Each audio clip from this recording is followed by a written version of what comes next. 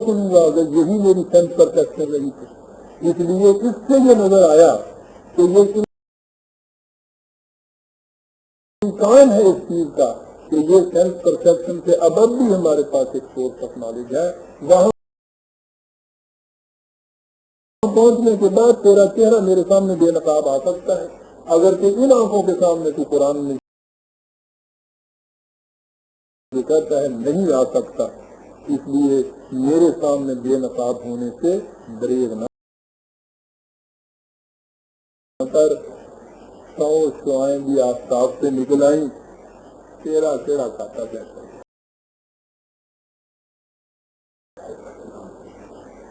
یہاں تک بھی یہ مناجات کے ہم نے 1 2 3 بند مناجات کے ختم کر دیے۔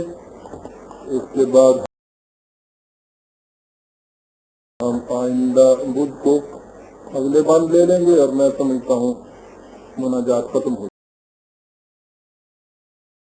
جائے گی۔ آج کی یہ 1932 والا جو جاوید نامہ ہے، اس کے 3 صفحے کے اوپر کے 3 شعروں تک آیا ہے۔ اس کے بعد ہم آگے جائیں۔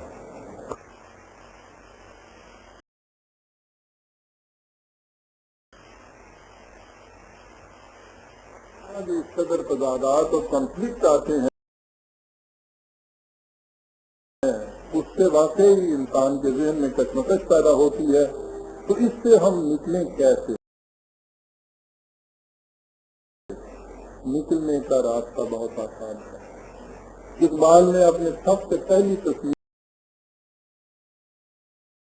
کے سب سے آخر میں یہ چیز کہی ہے، اشعار و رموز کے آخر میں، کہ میں نے جو کچھ کہا ہے قرآن سے کہا ہے، اگر میں نے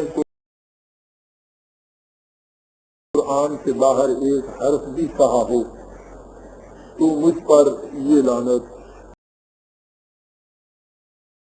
مجھ پر یہ گرفت، میری یہ سزا، اور اگر میں نے قرآن کے مطابق یہ کہا ہے تو اس چیز کو تو قبولیت عامہ عطا کرنا۔ خود اقبال کمیٹڈ ہو گیا اس چیز پر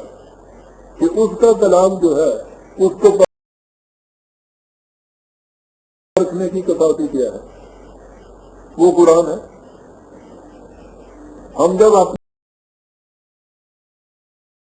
خیالات کو بھی قرآن کے سامنے پیش کرتے ہیں، ہم اقبال کے سارے کلام کو بھی اس کے سامنے پیش کریں گے۔ جس چیز کی تائید ہمیں وہاں سے ملے گی، ہم یہ کہیں گے کہ یہاں وہ صحیح بات کہہ گیا ہے۔ جہاں اس کے خلاف جائے گی بات، ہم یہ کہیں گے کہ اپنی کمٹمنٹ کے ہی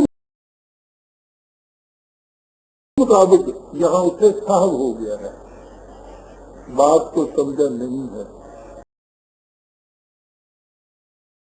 اقبال پیغمبر نہیں ہے کہ اس کے ہر لفظ سے ایمان لانا جو ہے، کو صحیح تسلیم کرنا ہمارا جزو ایمان ہے۔ اس نے فکر کو پیش کیا ہے، اس کا اتفاق سے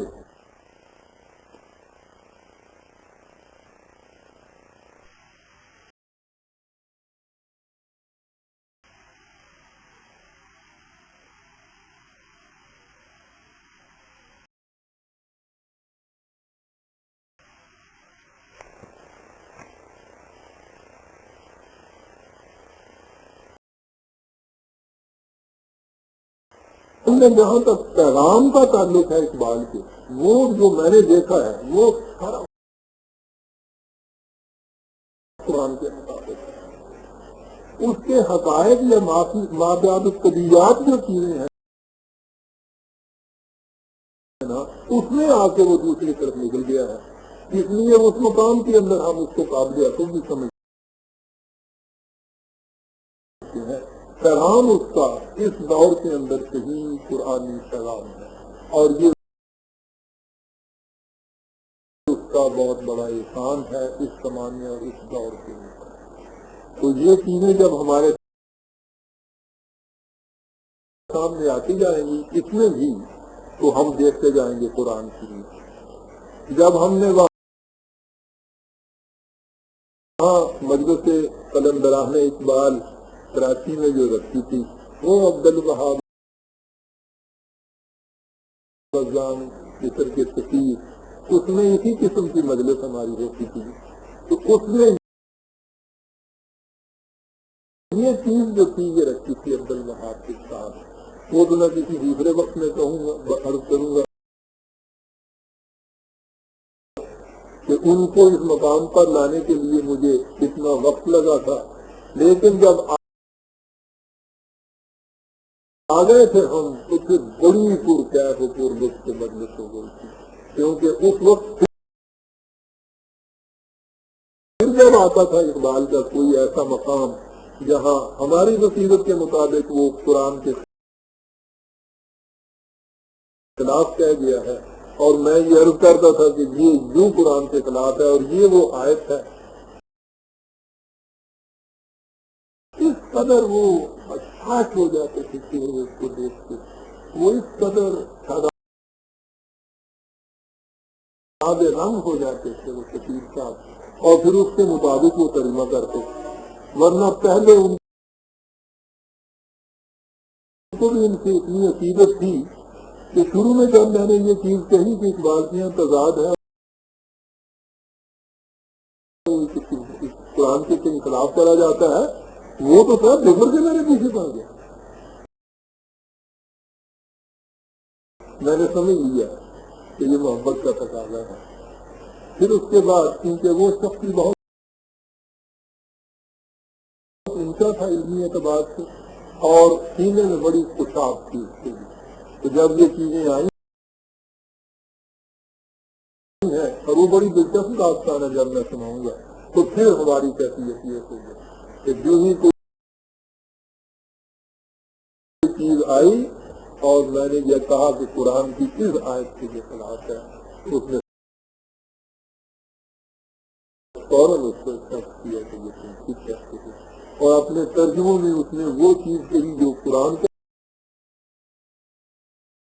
کہتا تھا اور نیچے نوٹ یہ دے دیا۔